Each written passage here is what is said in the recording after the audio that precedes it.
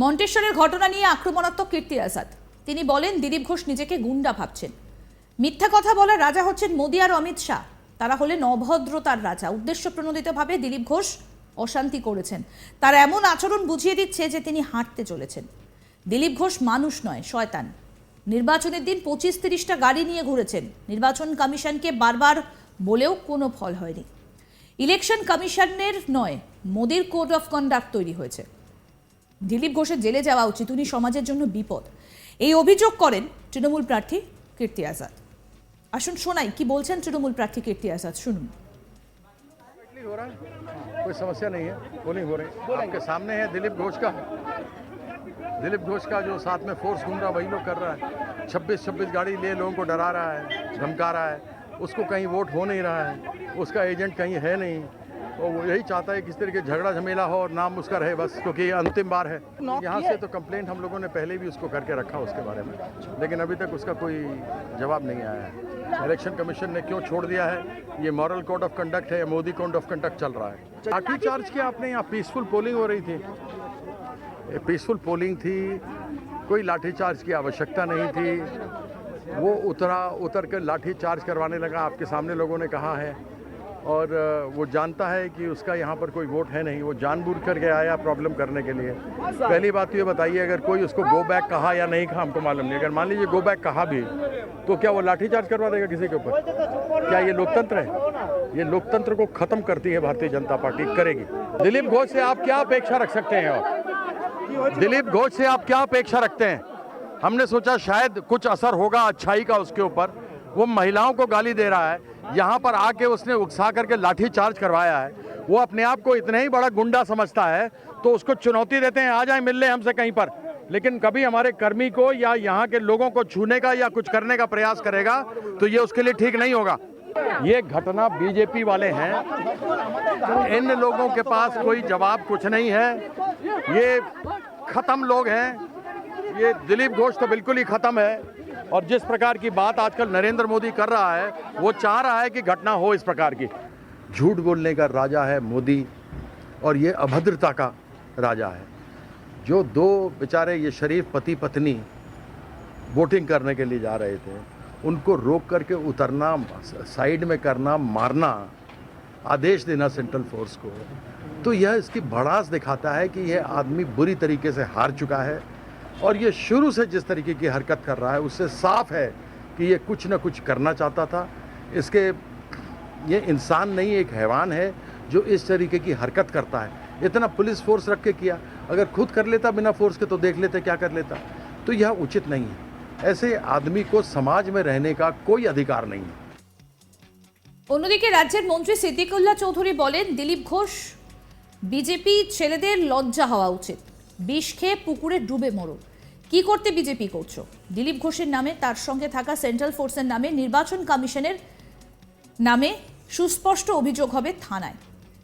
নির্বাচন কমিশন পক্ষপাতিত্ব করছে। মোদির হাতে রয়েছে রিমোট। নির্বাচন কমিশন ঠুটো জগন্নাথ, হাতে চুরি পরে বসে আছে। কি বলছেন রাজ্যের মন্ত্রী সিদ্দিকুল্লাহ চৌধুরী, এই বিষয়ে শুনবো। ক্রিমিনাল আপনার দিলীপ ঘোষ অ্যারেস্ট হওয়া দরকার। আর নির্বাচন কমিশন হাতে চুড়ি দিয়ে বসে আছেন, তাদের লজ্জা নেই, তাদের দায়িত্ববোধ নেই। 30টা গাড়ির কনভয় সিজ করুক তারা। 40টা গাড়ি বলছেন আমাদের প্রার্থী। কোন ধরনের প্রশ্ন এটা?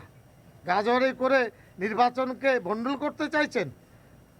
মন্তেশ্বর অনেক শান্তিপূর্ণ এলাকা, এবং আমি আপনাদের বলছি, আমরা কীর্তি আজাদকে জেতাবো। তিনি ভেবেছেন হেরে গেছি। একটা নিরীহ মুসলিম গ্রামের উপরে টর্চারিং করে এই এই এই দাঙ্গা লাগাবার চেষ্টা করছেন। গ্রামের মানুষ ভালো, ভদ্র, রুচিবান, তাই তারা মার খেয়ে হজম করেছে। এফআইআর হবে এবং শাস্তির দাবি করছি। আর যে সমস্ত বিজেপির ছেলেরা আমরা চিনতে পারবো।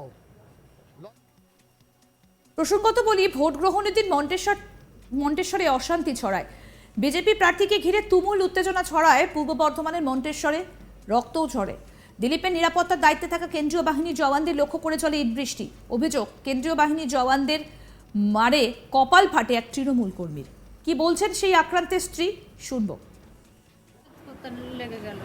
হঠাৎ হ্যাঁ, যে আমি ছুটে আসছি, আমি বেরোতে আসছি, আমার স্বামীকে মারছে। পুলিশরা বলছে না না তোমার স্বামীর সাথে না, এমনি ওর এসেছে বলে, দিলীপ ঘোষ এসেছে বলে দেখবে বলে সব ওই হই হিল্লা হচ্ছে।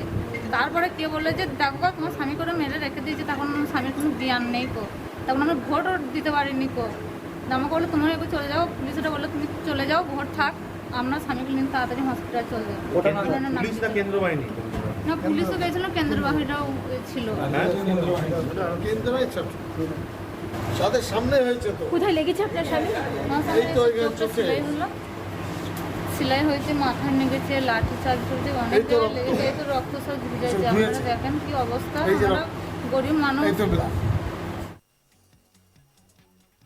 আমাদের প্রতিনিধি সুজাতা মেহরা কি প্রতিবেদন তুলে ধরলেন শুনবো এবার। চতুর্থ দফার লোকসভা নির্বাচনে বর্ধমান দুর্গাপুর লোকসভা কেন্দ্রে কিন্তু সকালটা শুরু হয়েছিল খুব সুন্দরভাবেই। আমরা দেখেছিলাম যে কীর্তি আজাদ বর্ধমান দুর্গাপুর লোকসভা কেন্দ্রে যিনি তৃণমূল কংগ্রেসের প্রার্থী রয়েছেন এবং অন্যদিকে দিলীপ ঘোষ যিনি বিজেপির প্রার্থী রয়েছেন, তাদের একে অপরের সঙ্গে সৌহার্দ্য বিনিময় করতে এবং গলা মেলাতে, হাত মেলাতে, কুশল বিনিময় করতে।